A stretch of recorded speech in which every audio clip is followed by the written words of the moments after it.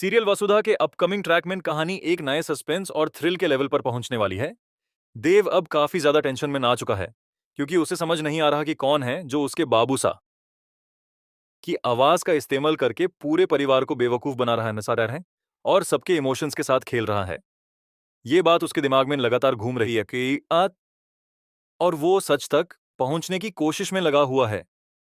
देव ने चंद्रिका को सच बताने की कोशिश भी की, लेकिन चंद्रिका इतनी ज्यादा खुश है अपने सके वापस आने की उम्मीद में कि वो किसी भी तरह की सच्चाई सुनने को रेडी ही नहीं थी। उसके लिए बस एक ही बात इंपॉर्टेंट है कि प्रभात वापस आ रहे हैं, और इसी एक्साइटमेंट में वो किसी की बात पर ध्यान नहीं दे रही। इसी बीच घर में एक ऐसा पल आता है जो सबको हिला कर रख देता है। घर के अंदर एक वीडियो चलाया जाता है जिसे देखकर सब लोग शॉक हो जाते हैं। वीडियो में वही आदमी नजर आता है जो चंद्रिका को सरप्राइज देने की बात करता है।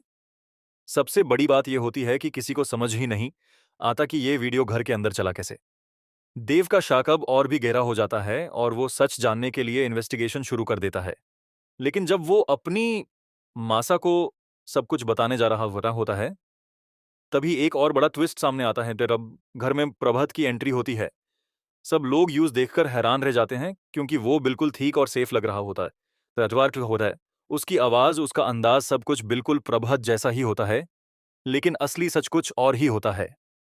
वो आदमी असल में प्रभात नहीं, बल्कि एक बहुरूपिया होता है जो प्रभात का रूप लेकर घर में घुस आया है। मोहर देव को इस बात का शक हो जाता है और अब कहानी और भी ज्यादा डेंजरस मोड़ लेने वाली है।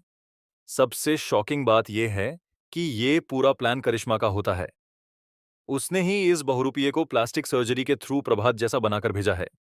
लेकिन कहानी में ट्विस्ट ये है कि करिश्मा खुद भी ये नहीं जानती कि असली प्रभात जिंदा है और जल्द ही वापस आने वाला है। अब देखना यह होगा कि जब असली और नकली का सामना होगा, तब सच कैसे सामने आएगा और कौन किस पर भारी पड़ेगा। कहानी अब एक हाई वोल्टेज ड्रामा में बदलने वाली है।